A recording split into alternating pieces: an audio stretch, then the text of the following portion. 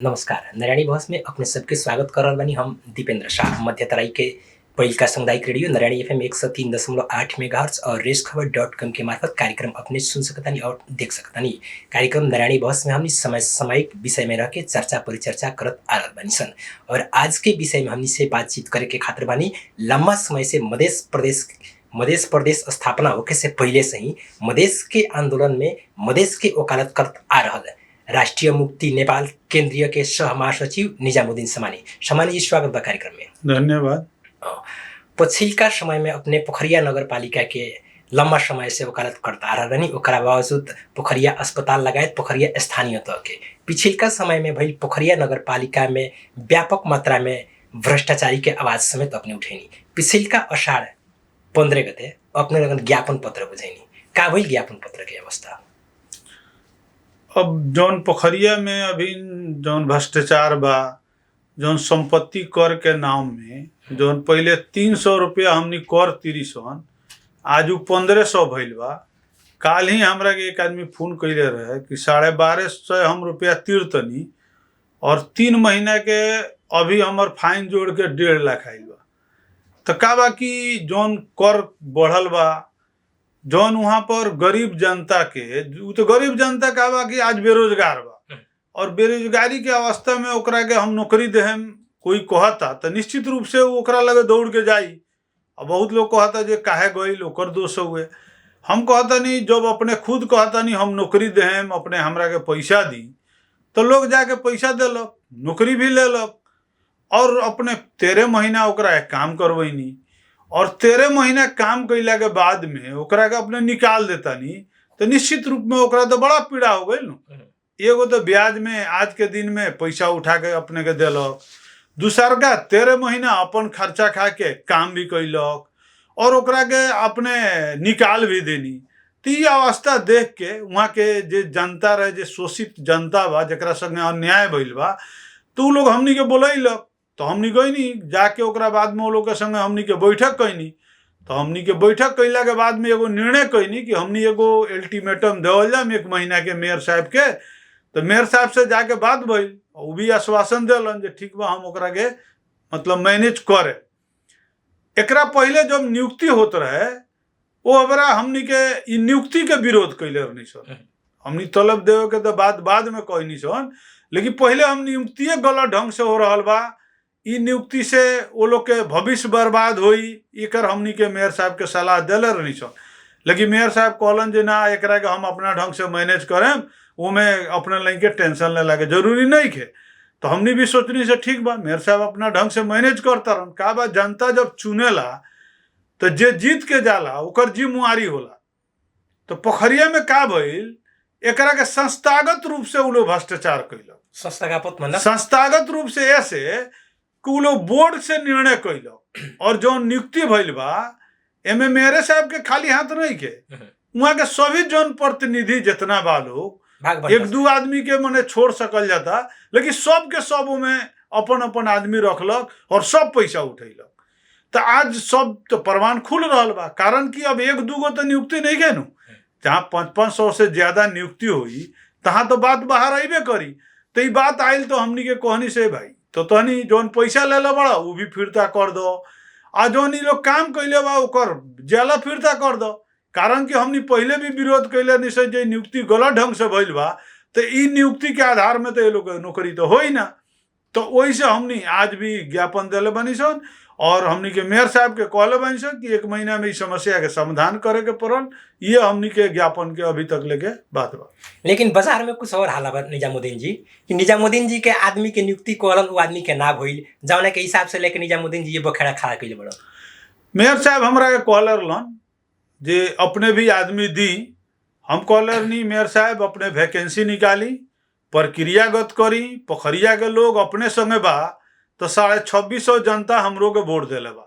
तो हमरो से तो आशा बानू लोग के जे हमरा नौकरी चाहिए, हमर दुख सुख में साथ करे के पड़ल, स्वास्थ्य में सहयोग करे के पड़ल, तो ओकरा भी आशा बा। तो हम ये बात कहले नहीं मेयर साहब से, प्रक्रियागत करी, हमर वो लायक आदमी हम देम, अगर वो लायक आदमी अगर जाता तो अपने ओकरा काम देम। लेकिन वो जौन गलत प्रक्रिया से वो काम कैलन और फिर हमरा के फोन कैलन जो अपने भी नाम दी तो हम नाम ना देनी, कारण कि हमरा पता रहे नु मने सरकार के पैसा जाथा भाभी तो चलाओ के ना मिली नु। जी पोखरिया नगर पालिका का अपन आमदनी कहाँ बा, खास तो नहीं खे। केंद्र और प्रदेश पर टिकल पोखरिया नगर पालिका और जाथा भाभी खर्चा तो उ मैनेज तो ना होई, तो ई बात हमनी के पता रहे। वैसे ई जो हमनी के जोड़ल जाता ई गलत बात बा, हमरा नहीं लागत है कोई जोड़त होई। अब वैसे एक दू आदमी विरोध खातिर कह दिले होई, लेकिन ये स्पष्ट बा कि हम शुरू से ही ओकर विरोध कैले बानी। ना ना, पोखरिया नगर पालिका में और भी तो बीते थी बानू। पोखरिया में देखी दू तीन किस्म के बात अपने के बताओ तनी। वहाँ जौन खर्चा हो रहा बा, हिस्सा बखरा में खर्चा हो रहा बा। हम कथी कहनी है पहले ही अपने के, ई जौन नगर पालिका ये देश में 3 तरह के सरकार बा और ऊपर से नीचा तक ले कांग्रेस के एमाले के सरकार बा, ये देश के प्रमुख दल के सरकार बा। और पोखरिया में खास करके कांग्रेस एमाले के द्वारा संस्थागत भ्रष्टाचार बा। ई काहे हम कहे के चाहतनी कि वहाँ जौन भी नियुक्ति भई संस्थागत भई, अपने जितना भी योजना बा वहाँ के देखी बांट फांट भइल बा। और वार्ड वाला लोग के अध्यक्ष सदस्य जे भी बा वो लोग के योजना देखी ना कथी में गइल बा, मतलब तालीम गोष्ठी में गइल बा। तालीम मतलब एगो बैनर लगैनी आ पैसा खत्म। दूसर का भ्रमण में कहीं घूमे गई नहीं, 4 लाख रुपया मिलल, 2 लाख रुपया बचा लेनी, 2 लाख खा लेनी, खा पी के वो बराबर। तो जनता के उपलब्धि कथी होता, वैसा ही अपने के अब एगो डीपीआर बनैनी, मानी 10 करोड़ के डीपीआर बनैनी, एगो में तो पैसे ना आइल तो 13 गो डीपीआर बना देनी। और डीपीआर में हम देखनी एकरा भीतर जब देखनी तो बहुत बड़ा खेल बा। डीपीआर में डायरेक्ट पैसा पूरा गायब हो जाता, कारण कि कोनो रोड के डीपीआर बनाए के बा तो काठमांडू में बहुत ऐसा संस्था बा जौना के लगे बहुत डीपीआर बा, तो ओकरे में थोड़ा नाम उम चेंज वेंज कह के पूरा लिया के ओकरा के पेश कर दे के बाद डीपीआर और सीधे नगर पालिका के पैसा बांट फांट कर ले के बाद। तो ये ढंग से पोखरिया में डीपीआर बहुत बनल बा। विगत के मेयर भी बनैले बड़न, अभी के मेयर बनैले बड़न। तो ये लोग के जौन स्थिति पोखरिया में देखत रहल बानी हमनी के कि डीपीआर में पैसा खाता लोग, योजना काम ना कह के ई जौन मतलब बतैनी है बैनर टांग के चाहे भ्रमण करके अगर ए पर छानबीन होके तो बहुत बड़ा घोटाला पता चली।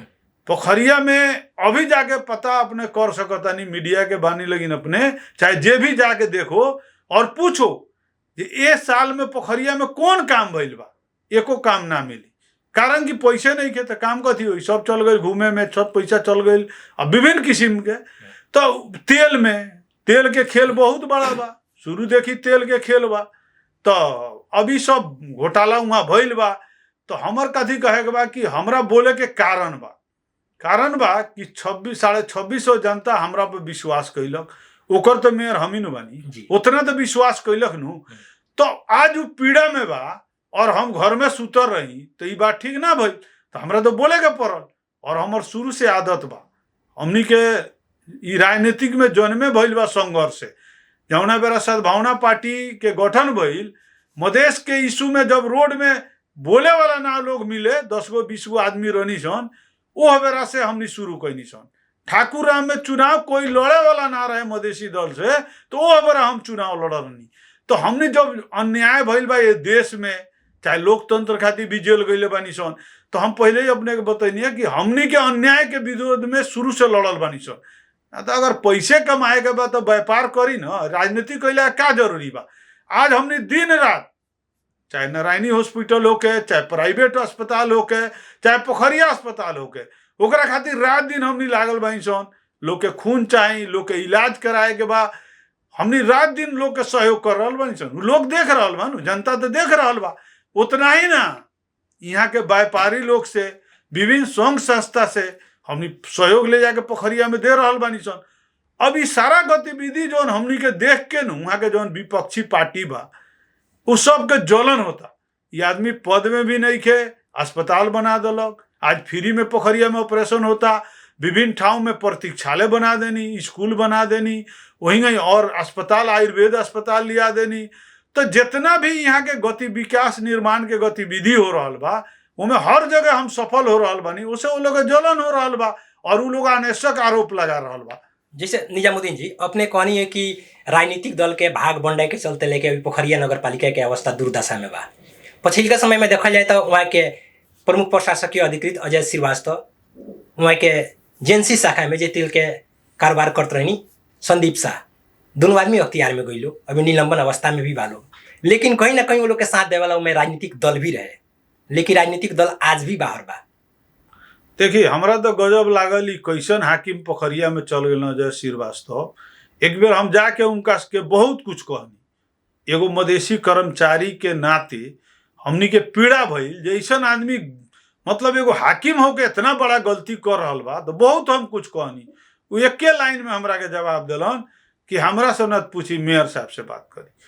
तो हमरा का लागल कि उ तो सब कठपुतली है नु, आज जेल जा रहा बा, थूना में जा रहा बा, तो सब कठपुतली है। मेन खिलाड़ी तो वहां के जनप्रतिनिधि है, बाकायदा निर्णय करता और ओकरा से कर्मचारी से कार्यान्वयन करवा होता।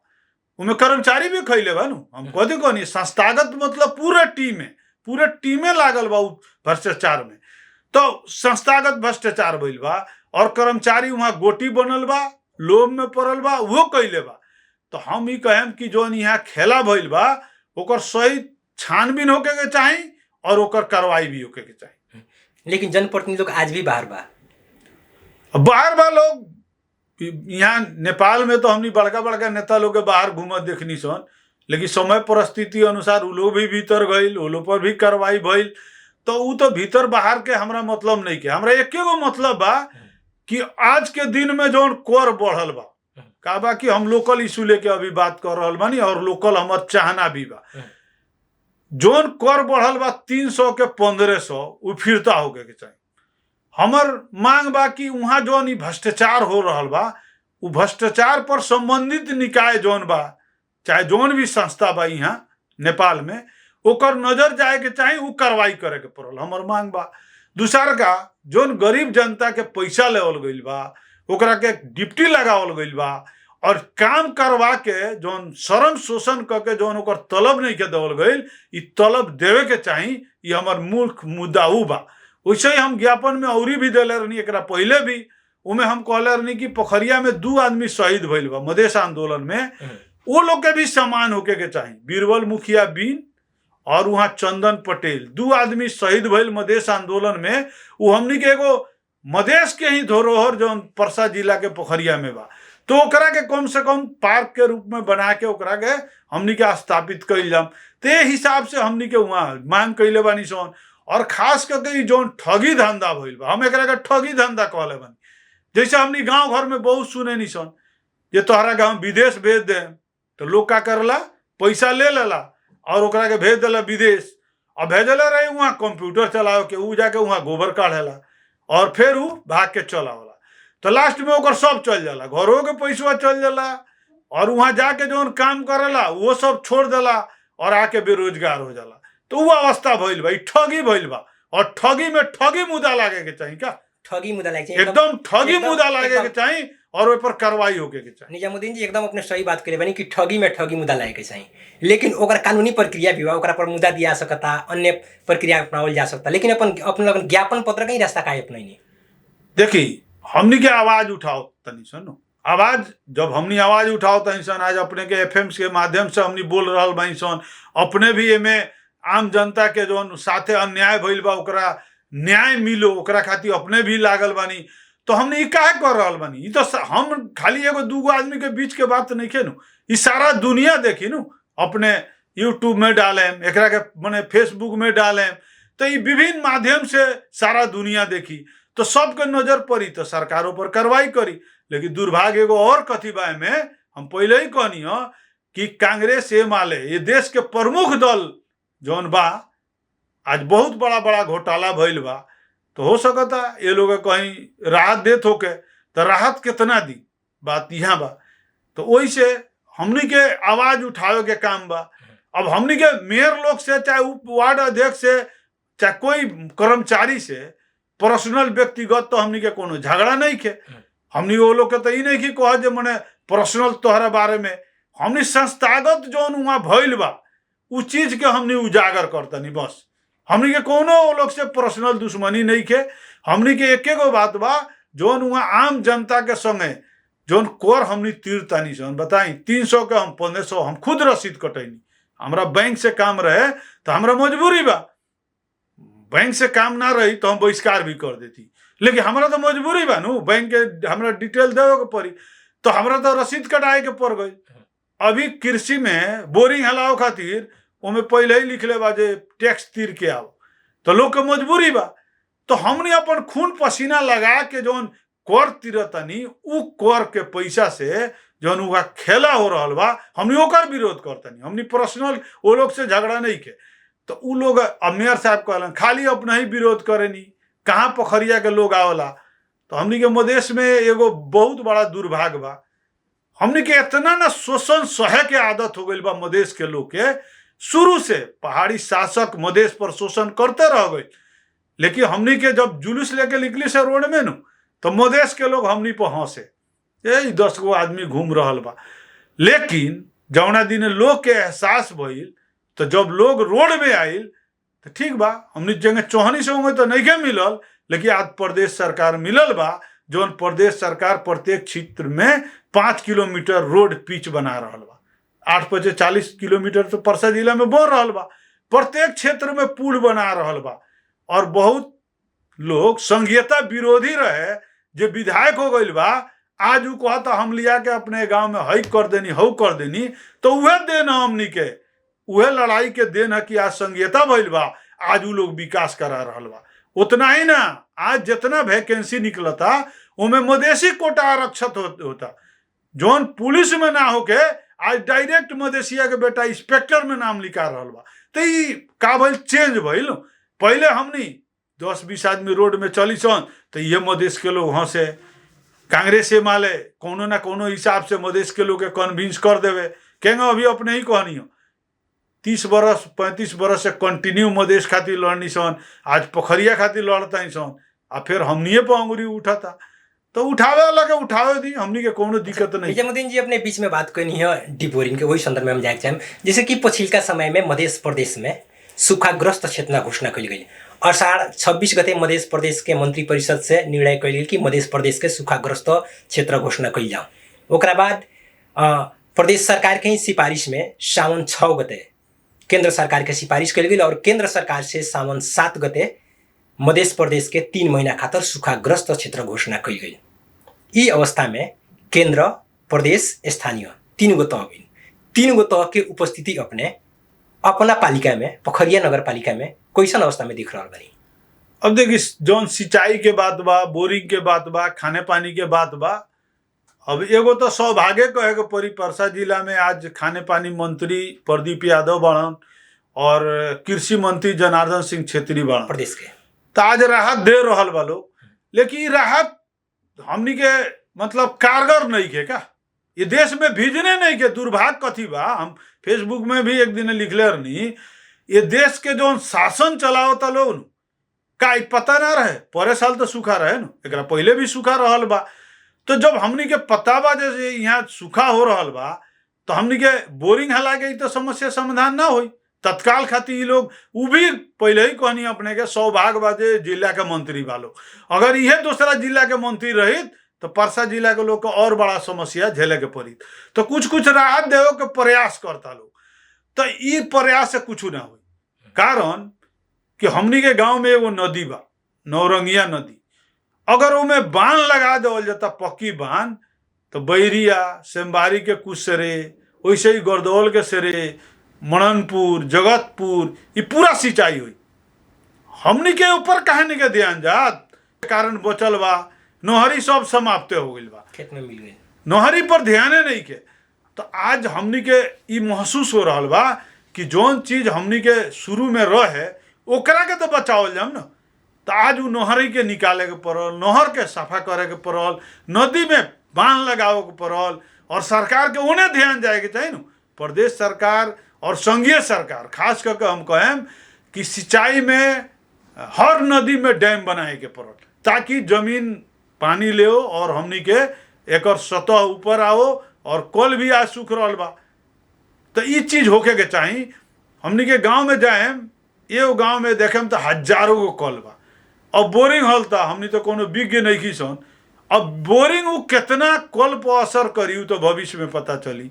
लेकिन हमर कहा बा कि हमनी जल्द से जल्द पक्की बांध में जाइल जाम और किसान के समस्या, आम जनता के जौन खाने पानी के समस्या बा ओकरा के समाधान करे खातिर नहर और नदी के व्यवस्थित करल जरूरी बा। अब पानी जहाँ से ले आई, अपने पहाड़ से चीर के ले आई, जहाँ से भी व्यवस्थित करी। और उपाय बा हमनी की है, नेपाल में बहुत सारा पानी बा जौना के हमनी के ई मधेश में लिया के सिंचाई कइल जा सकता। तो उन्हें सरकार के ध्यान जाए के पड़ल। ई काम तो स्थानीय सरकार नहीं के कर सकत। तो प्रदेश सरकार जौन काम करे के चाही उन्हें ध्यान नहीं के, ओकरो ध्यान कथी में बा कि हमर कार्यकर्ता कैसे पोसाई, 1 लाख के योजना कैसे बटाई, कमीशन केने से आई, तो हमनी के कैसे विकास हुई।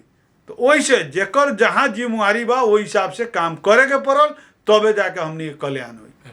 अब कृषि में ही बातचीत कइल जाओ, जैसे कि पछिल्का समय में देखल जाए तो नेपाल में लंबा समय से सीजनल खेती हमनी के होता रहल बाटे, धान गेहूँ, और हर एक सीजन में यहाँ नेपाल के कहल कृषि प्रधान देश है। हमनी के पढ़े नहीं सन, वो बेरा नेपाल में 81% जनता कृषि में आश्रित रहे, लेकिन यह बेरा 61% में झर गई बा अभी के अवस्था में देखल जाए तो। और यहाँ हर एक साल के बा, ई साल मात्र ना, ई साल सूखा भइल बा, तब बावजूद भी हर एक साल यहाँ कहीं ना कि मल खाद के अभाव होता रहल बा। एमे अपने केकरा के दोषी देख रहल बनी?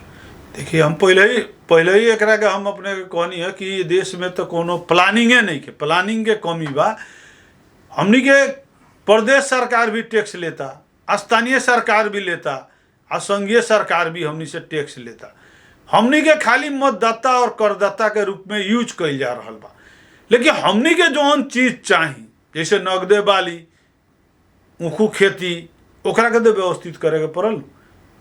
तो हमनी के नगद बाली के रूप में आवेला कोनो आमदनी के स्रोत नहीं के बनल जात। वैसा ही न खाद बा, न बीउ बा, न बाजार बा, ना ओकर सही रेट बा। तो किसान के आज के दिन में खेती कोई भी मतलब वो कमाए के बा, फिर खेत में लगाए के बा, उससे जौन आमदनी होके के चाहिए नगदे बाली के रूप में, वो चीज़ हमनी के लगे नहीं क्या होत। तो किसान आज खेती में भी पिसा रहल बा, मर के काम कर रहल बा, लेकिन जौन उपलब्धि होके के चाहिए नहीं क्या होत। तो हमनी के किसान के जौन बात अपने कहनी है कि नेपाल कृषि प्रधान देश और मधेश तक अन्न के भंडार कहल जाला, तो ये सब नारा दे के ठगे वाला काम हो रहा बा का। वास्तव में जौन पीड़ित जनता बा ओकरा प्रति हमनी के ध्यान ना जाके ई खाली नारा दे के ठगे वाला काम हो रहा बा। वही से यथार्थ में जाए के पड़ल। हमर कहा बा जौन चीज आवश्यकता बा, अगर खाद के आवश्यकता बा तो अपने अभी काहे मंगाए, पहले से लिया के स्टोर करी ना ओकरा के। अबे हमारा किसान खाद खातिर छटपटाइल बा, तो अभी हम पता कोई नहीं हो, तो हाकिम कदी कहलन हमनी के बंदरगाह में लोड होता। अब बताई उनकर बंदरगाह से आवते आवते वो कितना दिन लगी। अपने कहनी है सिंचाई के बारे में, जो बोरिंग निकलल बा, अब वो हली कहिया, तब तक ले सूखा उखा सब बीत जाई।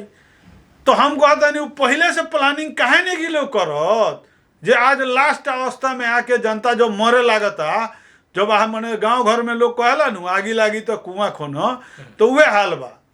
यहाँ का बा कि जब मतलब समस्या में आ जाता जनता, जब पीड़ित हो जाता, वो बेरा ये लोग राहत के बात करता। तो राहत देवल ठीक नहीं के, राहत ना देवे के पड़े वैसन प्रोग्राम सरकार के लिए आए के चाहिए, जो के सरकार के लोग विजन नहीं है, निश्चित रूप नहीं के। हम कहता नहीं हम पिच पर ना चले, बढ़िया रोडे बना दी ना, ग्रेवले रोड पर चले, लेकिन जनता के जौन आवश्यकता बा, जो रोटी कपड़ा मकान, जौन ओकर आमदनी रोजगार, इस सब पर ध्यान दी ना। कैसे उत्पादन यहाँ के बढ़ी, तब न देश की अवस्था सही हुई। पछिल्का समय के वो जानकारी हम अपने के देवे चाहे निजामुद्दीन सामानी जी, जैसे कि पछिल्का समय में सरकार से जौन ऊखू खेती के अनुदान देव आ रहा, ऊखू खेती के अनुदान में भी कटौती कइल गेल बा। एक तरफ सरकार कह रहल बा नेपाल कृषि प्रधान देश है, दूसरा तरफ किसान के जो राहत देता आ रहा बा, दिन प्रतिदिन ओकरा में कटौती कइल जा रहा बा। ये हिसाब से नेपाल के कृषि प्रधान देश कहल जा सकता है? वो तो हम पहले ही कहनी कि नारा देख के ठगल जाता हमनी के, लेकिन जोन चीज देवे के चाहिए, जेने ध्यान देवे के चाहिए सरकार के राहत खातिर, कृषि लोन के बात भइल, मतलब कम पैसा में किसान के लोन देवे के पड़ल। वैसे ही किसान के खाद बीज इशारा के व्यवस्था करे के पड़ल, बाजार के व्यवस्था करे के पड़ल। तो उन्हें सरकार के ध्यान नहीं के। अभी जोन जोन देतो रहे, अब दुर्भाग्य तो ई बानू जोन देतो रहे सुविधा वहू में कटौती, एगो तो देत नहीं खे, आ जौन सुविधा रहे वो कटौती। तो ये पूरा अन्याय हो रहा बा का। ये जौन अभी के जौन सरकार बा वो आम जनता ऊपर बहुत बड़ा अन्याय कर रहा बा और एकर विरोध हमनी के करे के चाहिए। चलिए हम फिर से अपने कृषि में ही ले चले के चाहें। जैसे कि पछिल्का समय में देखल जाए तो मधेश एगो कहीं ना कि सूखाग्रस्त से जलत आ रहा बाटे। पछिल्का समय में पानी ना पड़ला के भी एगो पीड़ा किसान के लग अलग बा। प्रधानमंत्री के आगमन भी भइल मध्य प्रदेश में, वहाँ के स्वयं हेलीकॉप्टर द्वारा निरीक्षण कैनी। वहाँ के एगो अभिव्यक्ति देनी कि मध्य प्रदेश लाए 500 डीप बोरिंग गाड़ल जाए। 500 डीप बोरिंग 8 गो जिला पड़ता, 8 गो जिला में 500 डीप बोरिंग से खेती हो जाए। इस साल परसा जिला में 500 बोरिंग हलल बा, आउ आगे पूरा मधेश में 500 बांट के चल गई। तो 500 परसा जिला में हलल तो समस्या ना समाधान भइल, और उनकर 500 पूरा मधेश में दे के गईला से कुछ होके बा। बोरिंग जगह कल के जब मैंने सीजन आवेला ना, गांव घर में जाए तो लोग के घरों में कल चाहिए, दुआरों पर कल चाहिए, खरियानों में कल चाहिए। तो वही हो गई भाई बोरिंग की अवस्था, हर जगह बोरिंग चाहिए। लेकिन समस्या के समाधान है ना हो, बिहान होकर फिर बिल के तीरी बिहान विभिन्न किस्म के समस्या है न। हमनी के थाई व्यवस्था में चल जाम, जे कल के बोरिंग में हमनी ना जुड़ाइल जाम, वही से हई बोरिंग वोरिंग हमर ध्यान नहीं खे। हमर ध्यान बा कि यहाँ पक्की बांध होके के चाहिए, और बहुत जल्दी ओकरा विरोध में भी हमनी संघर्ष करे जा रहा बानी। अब हमने के कार्यक्रम के एकदम अंत बानी सन निजामुद्दीन जी। जैसे कि पछिल्का समय में जौन मधेश जौन समस्या से ग्रसित बा, खास तौर से देखल जाए तो खाने पानी के अभाव हुई कह के, सिंचाई के अभाव हुई कह केहू के कल्पना ना कैले रहे। सूर्य के दोहन के कारण से आज मध्य प्रदेश के अवस्था ये अवस्था बा। कहीं ना कहीं में राजनीतिक दल भी जिम्मेवार बा, जैमें अपना लोगन भी बानी। और सरकार बात रह गई कि इस समस्या से जूझे के खातर आगामी दिन में अपने के पार्टी के योजना का बा। देखिए एकर हमनी शुरू से ही चूरे में जौन हो रहा बा, जौन चूरे के विनाश हो रहा बा, मधेश में जौन समस्या बा, एकरा खातिर हमनी आवाज़ आजू थोड़े उठावत हैं। शुरू देर की जब हमनी के पार्टी स्थापना भइल सद्भावना पार्टी, तबे से मधेश खातिर हमनी संघर्ष कैनी सन। लेकिन दुर्भाग्य का बानू, जौन हम पहले ही कहनी है कि हमनी के ये देश में मतदाता और करदाता के रूप में मात्र यूज कइल जाला। मत लियल जाई, जब समय आई तो मत लेवल जाई, और पैसा से लेवल जाई, चाहे ओकरा के लोभ लालच दे के, चाहे आश्वासन, चाहे पार्टी के नाम पर, तो हमनी के वोट ले लेवल जाई। वैसे ही हमनी के मतलब यहाँ शोषण हो रहा बा। तो इस शोषण के विरोध में हमनी तो लड़ले बनी सनू, नया बात थोड़े बा, और हमनी लड़ते रहे सन। तो हमनी अपन काम करतानी सन। लेकिन राज्य के द्वारा जौन अभी तक ले जो नियत बानू, उ राज्य में जो नियत बा, उ नियत गलत बा। वही से ओकर विरोध हमनी के सबके मिल के करे के पड़ी। वही से हमनी के आज लोकल इशू होके, प्रदेश के इशू होके, चाहे केंद्र के इशू होके, ओकरा में हमनी संघर्ष में बानी सन और रहेम सन भी। अंत में अपने का कहे के सर? हम कहें कि खास करके मधेश के लोग के जागरूक होके पड़ल।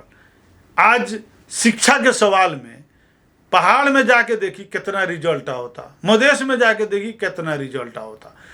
तो हमने हर क्षेत्र में खत्म मानी सन। शिक्षा के सवाल में जेकर बाल बच्चा स्कूल में पढ़ी ओकरा कोनो मतलब ना रही, और गांव के उहे अगुआ लोग वो स्कूल के मालिक रही।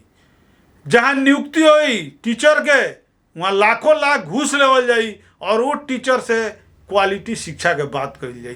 तो इस सारा कमुए उल्टा होता न। तो ये समस्या बुझे के चाहिए नू। हमनी तो एक आवाज़ उठाओ तहीं से नू, हमनी कोनो मतलब ये आवाज़ उठाओ तहीं से ये बात लोग नहीं के जाने, तो ऐसा बात थोड़े बा। हमनी जितना बात करता नहीं सन, ये घटना बताओ तनी अपने के। हमनी के एगो स्कूल में गई सन मंत्री के लेके, जो वहाँ पर लोग आई कुछ बात करी, कुछ मांग करी, लेकिन एक आदमी ना आई। लेकिन जब साइकिल बांटे गई सन तो एको लड़का के गार्जियन बाकी ना रहा, सारा लोग आए। तो जी समय देनी ओकरा खातिर ढेर सारा धन्यवाद। हमरो को बुला के अपन बात रखे के मौका देनी, और आम जनता के हमनी भी अपन बात कहनी सन। अब जनता भी अपन अधिकार प्रति सचेत होको, ये कहते विदा होकर धन्यवाद। जी मित्र, आज के कार्यक्रम अपने सबन के कैसा लगल? ई कार्यक्रम के प्रति अपने सबन के कोनो भी सलाह सुझाव प्रतिक्रिया बात हमनी के दे सकतानी। हमनी के पता बा Narayani FM 103.8 megahertz link road Birgunj Parsa. जी मित्र, ई ठेगाना में अपने सबन के पठावल गइल प्रतिक्रिया के हमनी सलाह सुझाव अनुसार अगाडि बढ़ावे के प्रयास करेम सन। कार्यक्रम के सुन के देख देनी ओकरा खातिर ढेर सारा धन्यवाद। अभी के खातिर हम दीपेंद्र शाह चाहेम आज्ञा। सुनत रही और देखत रही नारायणी एफएम 103.8 मेगाहर्ट्ज। नमस्कार।